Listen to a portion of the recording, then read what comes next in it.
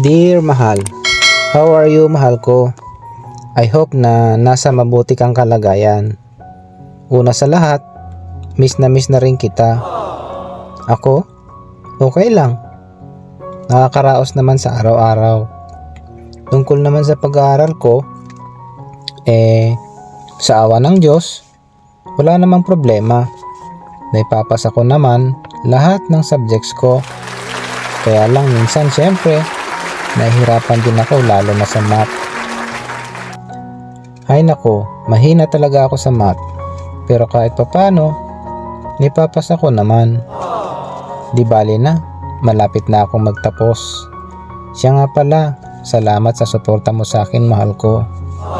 Andiyan ka lagi para i-motivate ako. Sana hindi ka magbago. Kahit long distance relationship tayo. Andito lang ako naghihintay sa pagbabalik mo. Alam mo, butong-buto sila mama at papa sa'yo. Ikaw lagi ang bukang bibig nila. Alam mo, nagpapasalamat ako dahil hindi nila hinadlangan ang ating relasyon. Kaya hindi ko sila bibiguin sa kanilang pangarap para sa akin.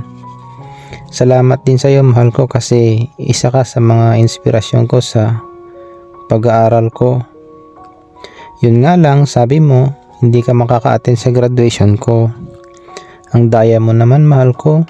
Pero sabi mo nga, hindi ka pinayagan ng boss mo. So, understood na yun. Pero excited ako sa gift mo sa akin. Ano kaya yun? Ay nako, ginawa mo pa akong manghuhula. Anyway, maraming salamat, mahal ko. Huwag kang mag-alala, hindi ako magtatampo sa'yo. Ikaw pa naman, malakas ka sa akin eh. Siya nga pala, sabi ni mama at papa, mag-iingat ka dyan. Huwag mo pabayaan sarili mo. Di ba concerned sila sa'yo? Kaya sobrang saya ko kasi gustong gusto ka nila. Huwag lalaking ulo, mahal ko ha. Stay humble. Kamusta ka din daw, sabi ng bunso kong kapatid. Yun daw regalo niya sa pag-birthday niya. Ikaw kasi pinangakuan mo.